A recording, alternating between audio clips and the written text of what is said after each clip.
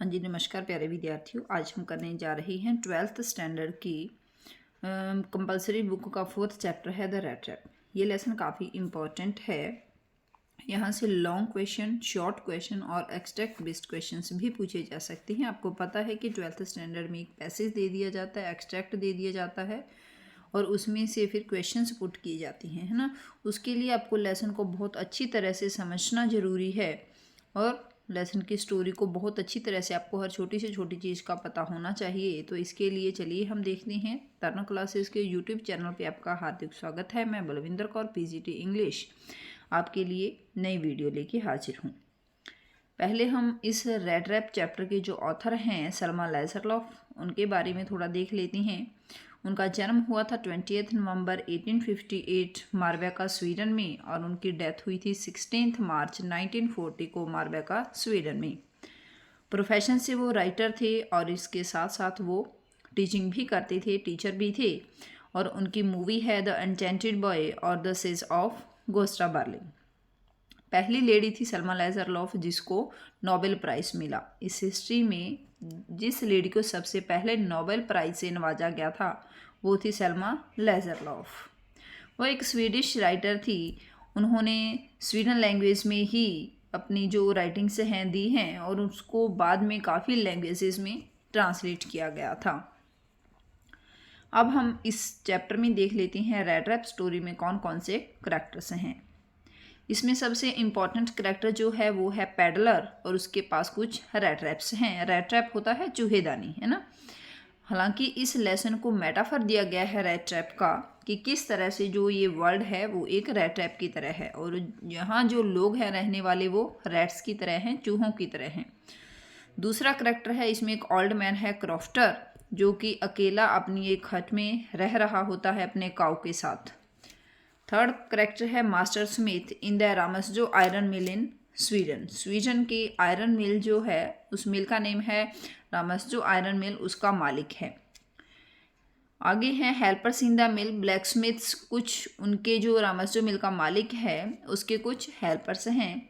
और आयरन मिल का ऑनर एडला विलमेंसन। ये कौन है? आयरन मिल जिसकी है उस पर्सन की ये बेटी है एडला विलमेंसन। ये भी काफ़ी इंपॉर्टेंट कैरेक्टर है। इस पूरी स्टोरी में दो कैरेक्टर मोस्ट इंपॉर्टेंट हैं। कौन? एक तो पैडलर और दूसरा Edla Willmansson, daughter of the iron mill owner. चलिए आगे देखते हैं। ये जो करैक्टर्स हैं ये मैंने आपको दिखाने की कोशिश की है क्योंकि साइकोलॉजी के अकॉर्डिंग जो चीज़ हम विजुअलाइज करते हैं, सुनने के साथ साथ देख भी लेती हैं, तो वो हमारे माइंड में ज़्यादा देर तक ठहरती है। ये जो गर्ल दिखाई दे रही है ये एडला विलमेंसन है और जो ब्लू कोट में दिखाई दे रहा है कॉटमेंट में ये आयरन मास्टर है। उसके पास जो ये श्रग्स में दिखाई दे रहा है फटे पुराने कपड़ों में ये रेड रैप पैडलर है और उसके साथ है क्रॉफ्टर जो अपने पास एक काव रखे हुए था, है ना। इससे आगे देखते हैं हम रेड रैप सेलर जो है उसकी क्या करेक्टरिस्टिक्स है। ये पॉवर्टी स्ट्राइकन पर्सन है। इसके जो क्लोथ्स हैं वो काफ़ी फटे पुरानी हैं और इसके जो चिक्स हैं वो शंकन है, मतलब बहुत पतला है ये। और ये भीख मांगता है और ये छोटी छोटी पैटी थीवरी भी करता है, छोटी मोटी चोरियां भी करता है। और क्या काम करता है? Making and selling red traps. ये चूहेदानियाँ बनाता है और बेचता है। दूसरी तरफ है इसमें जो रेड ट्रैप है उसको क्या क्या नाम दिया गया है? इसको रेड ट्रैप सेलर भी कहा गया है लेसन में, ट्रैम्प भी कहा गया है। अगर ट्रैम्प वर्ड आपको कहीं मिलता है इस लेसन के क्वेश्चंस में तो उसका मीनिंग क्या होगा? Red trap seller. वैगाबॉन्ड भी कहा गया है, स्ट्रेंजर भी कहा गया है और पैडलर भी कहा गया है। तो ये वर्ड्स आपको ध्यान रखनी है। कई बार एग्जामिनर क्या करता है, 4 ऑप्शंस दे देता है और उसमें से कहते हैं कि कौन सा वर्ड जो है इस टेक्स्ट में रेड रैप सेलर के लिए यूज़ नहीं किया गया है।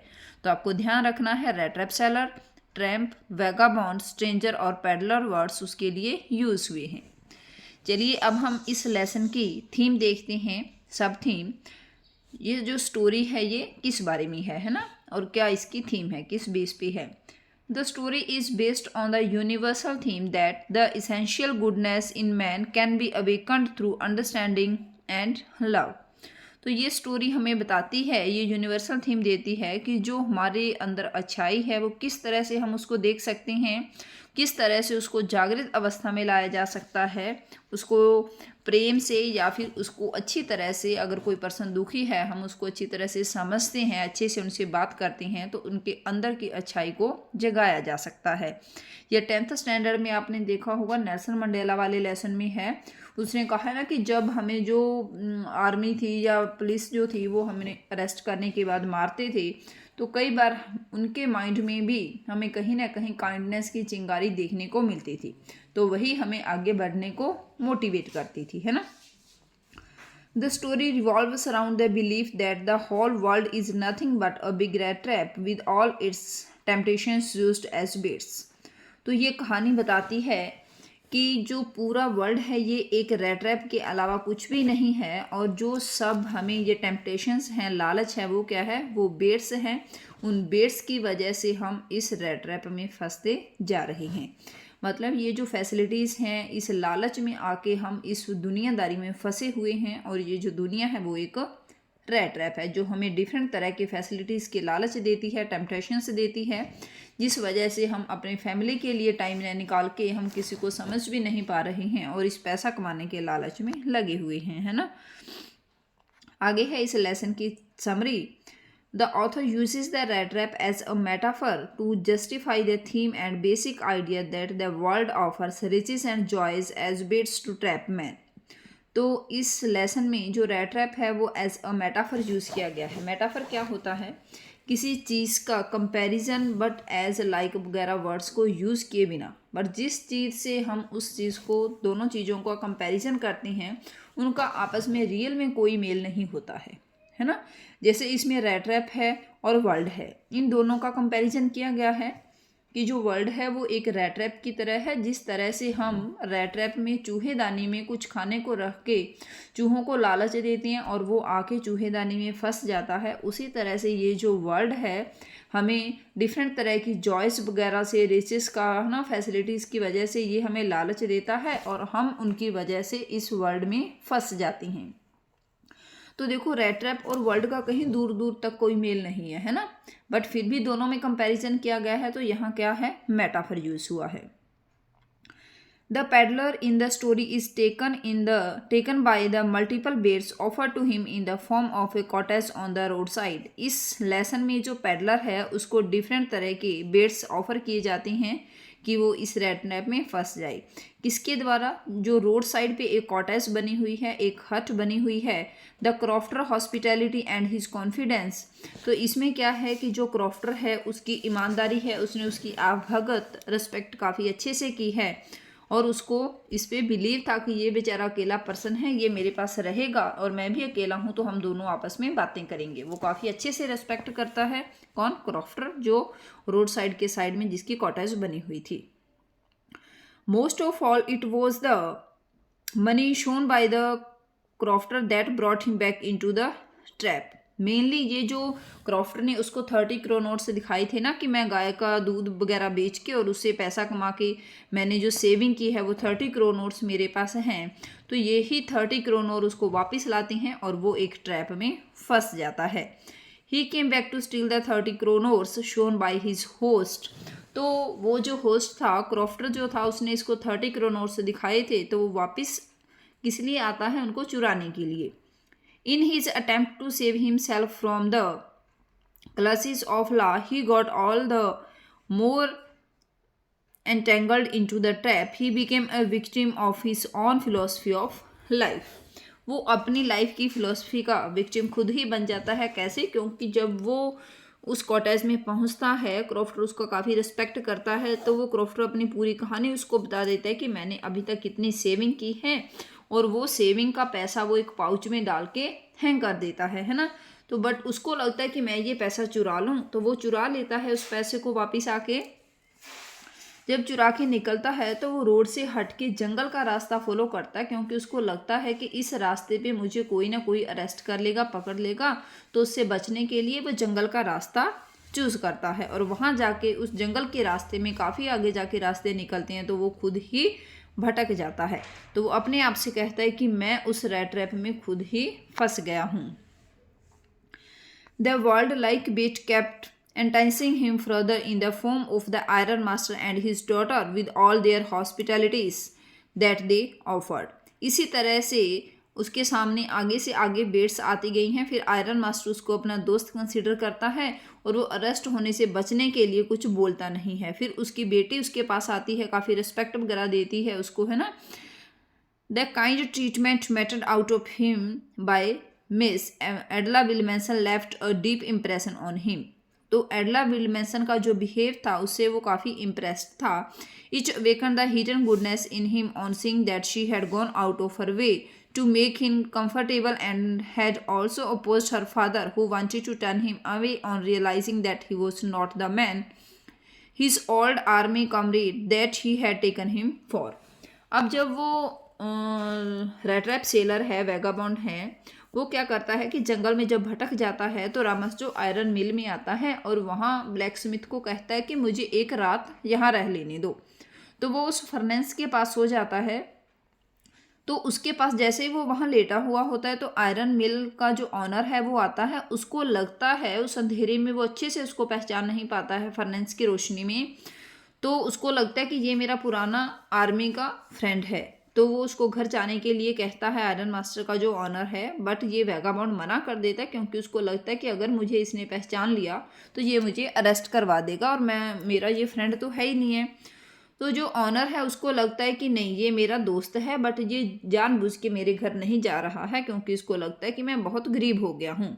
तो वो जाके अपनी बेटी एडला विल्मसन को बताता है। एडला विल्मसन खुद आती है उस रामसजो मिल में और इनको घर ले जाती है। जैसे ही घर ले जाती है तो उसको अच्छी से नहलाया धुलाया जाता है, शेविंग वगैरह की जाती है, अच्छे कपड़े पहनाए जाते हैं। जैसे ही वो नहा धो के आता है तो जो एडला विल्मसन के फादर हैं वो उस वैगाबॉन्ड को पहचान लेते हैं कि ये मेरा फ्रेंड नहीं है, तो उसको घर से बाहर निकालने की कोशिश करते हैं।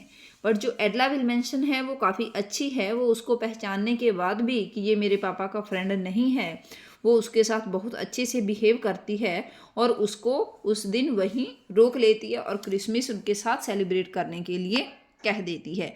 तो एडला विल्मसन के इस अच्छे बिहेवियर का, अच्छे नेचर का उसके ऊपर काफ़ी इफेक्ट होता है। It was Edla's attitude that helped the peddler get release from the trap.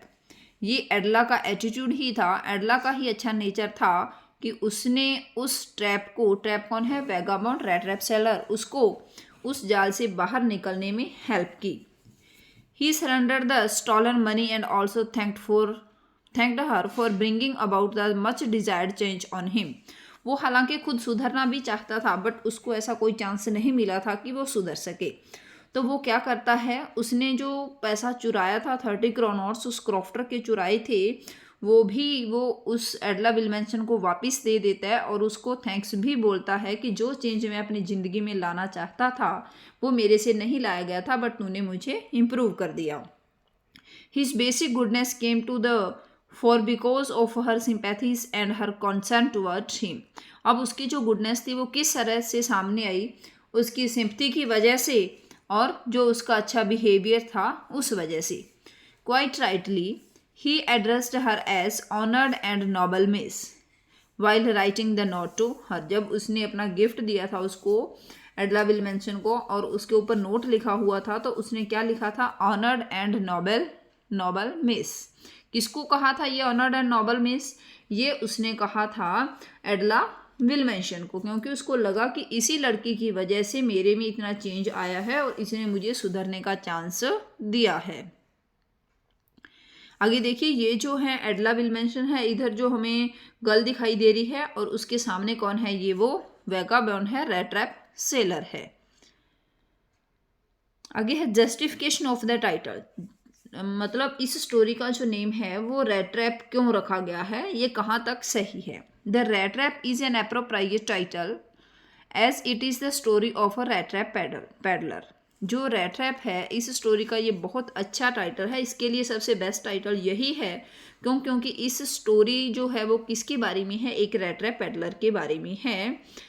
The author has used the metaphor of a red trap to highlight the human predicament. इसमें क्या है कि जो ह्यूमन बीइंग है उनका क्या है, किस तरह से उनकी लाइफ है, उन सब के बारे में बताने के लिए उसने रैट ट्रैप का यूज़ किया है। क्योंकि ह्यूमन पर्सन भी एक ऐसा ही है, हम भी उसी तरह से जैसे चूहा एक रैट ट्रैप में फंस जाता है, हम भी इस वर्ल्ड में वैसे ही फंसे हुए हैं। Just as a rat is fooled by bait and gets trapped, जिस तरह से चूहे को फूल बनाया जाता है, मूर्ख बनाया जाता है बेट की वजह से। बेट क्या है, हम कोई टमाटर का टुकड़ा या चीज़ वगैरह का टुकड़ा उस रैट ट्रैप में रख देती है ना, चूहे को फंसाने के लिए। वो चूहा उसमें फंस भी जाता है, जब वो टुकड़े को खींचता है तो चूहेदानी बंद हो जाती है ना। Most human beings also fall into the trap of material benefits, हम सभी भी मटेरियल बेनिफिट्स के ट्रैप में उसी तरह से फंसे हुए हैं। The story revolves around the incident of a man getting trapped due to his greed, hence the title is an apt one। क्योंकि ये जो स्टोरी है ये कैसे पर्सन के बारे में है जो कि एक अपने ट्रैप में फंसा हुआ है, किस वजह से, एक लालच की वजह से, वो 30 करोड़ की वजह से, है ना। तो इसीलिए कहा गया है कि ये जो टाइटल है इस स्टोरी के लिए बेस्ट है। ये क्वेश्चन भी एग्जाम में काफ़ी टाइम पूछा गया है। इसमें कुछ डिफ़िकल्ट वर्ड्स आए हैं। प्लॉट्स है, प्लॉट्स क्या होता है, धीरे धीरे अपने पैरों को घसीटते हुए आगे चलना। डियरी क्या होता है, निराशाजनक, डल। स्मेल्टर क्या होता है, जो आयरन को पिघलाता होता है। क्लैटर होता है साउंड, जोर का शोर। और कंपैशनेटली क्या होता है, सिंपैथेटिकली, किसी के लिए अच्छा बिहेव करना किसी से। और फॉरवर्डिंग से होता है कमिंग इवेंट्स, आगे आने वाली घटनाएं क्या होंगी। और डिजेक्टेडली, डिसअपॉइंटेड, निराशाजनक। आगे देखिए, इसमें से कुछ क्वेश्चंस हैं जो मैंने यहाँ बनाए हैं, उनको देख लीजिए आप। What kind of life did the peddler lead and why, जो पेडलर की ज़िंदगी थी वो किस तरह का जीवन व्यतीत करता था, उसकी ज़िंदगी कैसी थी और ऐसा क्यों। पेडलर काफ़ी गरीब था, उसके लिए पास खाने पीने को कुछ नहीं था। वो छोटी मोटी या तो चोरियाँ करता था और या फिर कुछ वायर्स वगैरह लेके उससे रैट ट्रैप्स बनाया करता था और फिर उनको आगे बेचता था। जब उसके पास प्रॉपर जो रैट ट्रैप्स हैं उसके नहीं बिकते थे तो वो छोटी मोटी चोरियां भी कर लिया करता था, है ना। नेक्स्ट क्वेश्चन है, what did the peddler think of the world and it's people, जो पेडलर है वो इस वर्ल्ड के बारे में क्या सोचता है और यहाँ रहने वाले लोगों के बारे में क्या सोचता है। जो पेडलर है वो सोचता है कि ये जो वर्ल्ड है ये भी तो एक रैट ट्रैप ही है, इसमें भी जो मटेरियल बेनिफिट्स हैं उनकी वजह से जो पर्सन है वो चूहे की तरह, जैसे चूहा बेट को लेने के लिए दौड़ता है, कुछ चीज़ वगैरह का जो टुकड़ा हम लगाते हैं, उसी तरह से लोग भी मटेरियल बेनिफिट्स की वजह से फंसते जा रहे हैं इस लालच में। और जो पीपल है उनको रैट्स कहा है। Describe the hospitality that the peddler enjoyed while at the manor house of the iron master, उस हॉस्पिटैलिटी को बताइए जो पेडलर ने एंजॉय की कहाँ, जब वो मैनर के घर पे था, आयरन मास्टर का घर है उसके घर पे था, है ना। तो किस तरह का बिहेव किया, पहले तो उसको अच्छे से नहलाया धुलाया गया, नए कपड़े दिए गए, क्योंकि उनको लगा कि ये आयरन मास्टर के जो आयरन मास्टर है उसका फ्रेंड है। पर जब उन्हें पता चला तो उसके जो एडला के पापा हैं वो उनसे काफ़ी रूड हो जाती हैं पेडलर पे, बट एडला उनको वहीं रख लेती है और वो अपने पापा को उसे कुछ न कहने के लिए मना लेती है। Why did the peddler sign himself as Captain von Stahle, most important question of the chapter.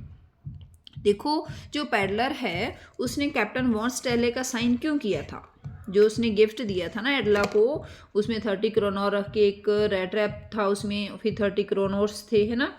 तो उसमें अपने साइन वो कैप्टन वॉन स्टैले क्यों करता है, वो इसीलिए करता है क्योंकि वो कहता है कि मुझे जो इस घर में रिस्पेक्ट मिली वो कैप्टन वॉन स्टैले की जैसी मिली, मतलब मुझे उन्होंने ऐसी रिस्पेक्ट की मेरी जैसे किसी कैप्टन की करते हैं। तो इसलिए उसने कहा कि जो इसके पापा थे उनका फ्रेंड था कैप्टन वॉन स्टैनली, और उसी की वजह से मुझे ये घर लाया क्योंकि मुझे इन्होंने वही कंसिडर किया, इसलिए मैं इनके लिए वही बनना चाहता हूँ। इसीलिए उसने 30 करोनोर्स उसको वापस दिए और उस बॉक्स पे कैप्टन वॉन स्टैनले का साइन किया।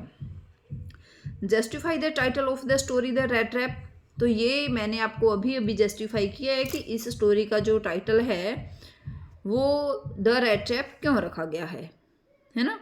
होप सो आपको ये लेसन बहुत अच्छी तरह से समझ आ गया होगा। अगर कोई डाउट है तो आप एक बार दोबारा से इस वीडियो को देख लीजिएगा।